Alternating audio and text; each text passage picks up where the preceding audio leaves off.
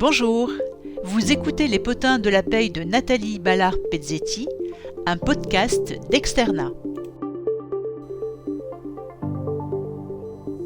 Bonjour, bienvenue dans ce nouveau Potin de la Paye. Potin de la Paye qui concerne une réforme qui entre en vigueur au 1er juillet 2025. Réforme qui concerne la paye puisqu'il s'agit de saisie sur salaire.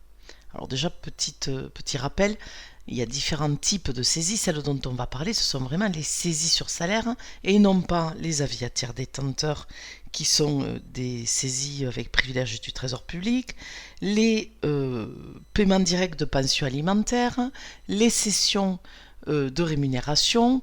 Non, on parle vraiment des saisies, des autres saisies ou les avis à tiers détenteurs sans privilège. Bon. Une fois cela dit, qu'est-ce qui change ? En fait, ce qui change, c'est qu'à compter du 1er juillet 2025, ce sont les commissaires de justice qui vont remplacer les greffes pour gérer les saisies sur salaire. Oui, et donc, allons droit au but. Dès le 1er juillet 2025, aucun paiement au greffe du tribunal ne doit arriver. Donc, si vous faites des saisies sur salaire pour le mois de juin, attention, tout paiement qui serait fait après le 1er juillet 2025 auprès du greffe sera rejeté. C'est pour ça qu'effectivement on fait un potin de la paye pour vous alerter. Le paiement ne devra pas être fait après le 1er juillet 2025 puisque les greffes ne seront plus chargés du recouvrement de ces saisies. Alors maintenant revenons sur la nouvelle procédure. Les commissaires de justice vont être désignés comme étant les acteurs de ces saisies.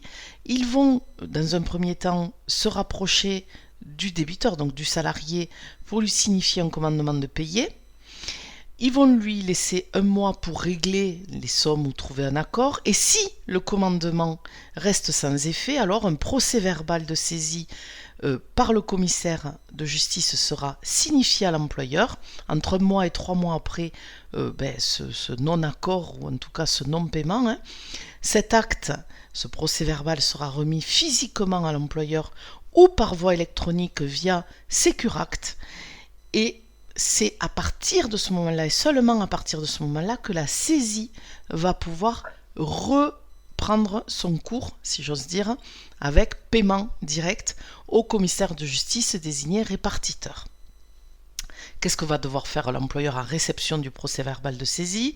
Il va devoir fournir dans les 15 jours toutes les informations concernant sa relation avec le salarié, à savoir le montant de la rémunération, les autres saisies ou autres paiements directs en cours, etc. etc.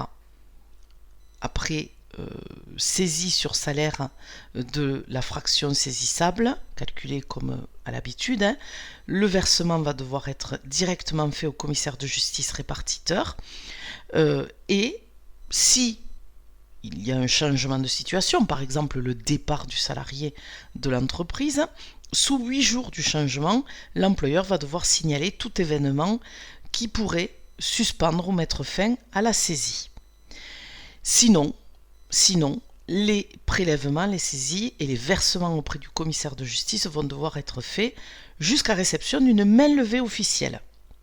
Voilà, donc rien ne change après le 1er juillet, simplement attention, pour les procédures déjà autorisées avant le 1er juillet, ou celles en cours en tout cas avant le 1er juillet 2025, il s'agira d'arrêter les versements auprès du greffe du tribunal judiciaire parce que ces versements vont être rejetés. Les saisies en cours ne sont pas supprimées évidemment, elles sont simplement suspendues.